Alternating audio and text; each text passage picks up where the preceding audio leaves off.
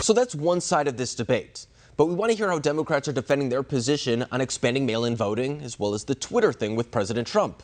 So joining me now to offer a counterbalance is Kelly Hyman, a legal analyst and a Democratic strategist. Kelly, I first want to start with the issue of mail-in voting, because I've actually heard both sides of this argument. There's actually a lot of Republican governors who also follow through on mail-in voting as well. So when it comes to this issue, do you think that the president's concerns regarding mail-in voting are misplaced? No, I don't think so.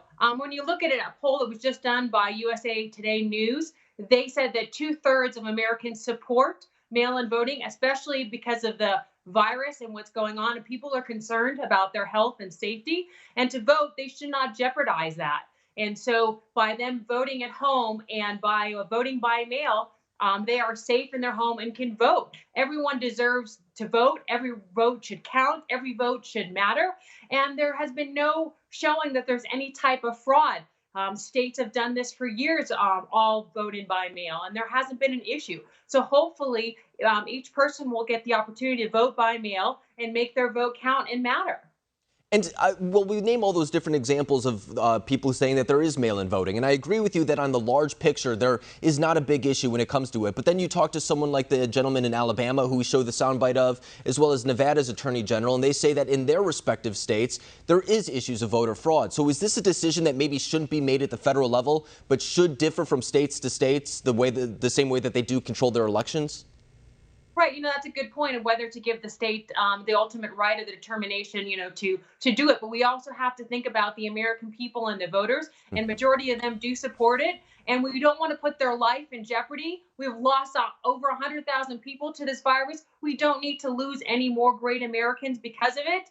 So hopefully there'll be an opportunity for them to vote safely and be able to vote. No, and I think that is the end goal, because even a couple months ago when we looked at what happened in Illinois, for example, they decided to go forward with their polling, and compared to what happened in Ohio, there were two different decisions that were made on the same day regarding elections, and a lot of people saying that that could have spurred the outbreak in Illinois, for example, as compared to Ohio, which has not seen the same numbers. But I also want to talk to you about the latest developments regarding Twitter and their fact check on President Trump. The president has first come out saying that he would like to regulate social media companies, and it's something that I've seen pushback from more libertarians on the right, saying they don't want the president or the government getting involved in any type of action like that. But I've also seen some pushback from his critics on the left as well. So when it comes to that issue, do you think that there is a debate to be had regarding regulating these social media companies? Well, I think that there's always a debate to be had on whether, to regulate the companies, but then are you infringing on those companies? Is that too much government control? And ultimately, if there continues to happen, then there can potentially be a lawsuit that is filed. And ultimately, the court can make a determination on what they feel is right in regard to this fact checking with these different types of companies that are, doing this.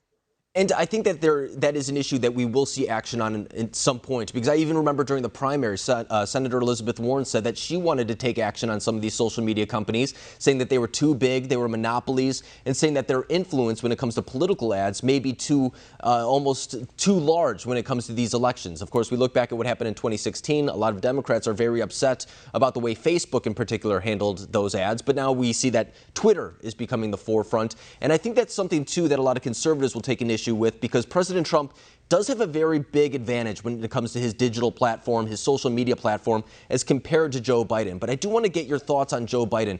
How do you think that he's run his race so far, given everything that's going on with coronavirus, with the president's latest scandals? What would you say about that?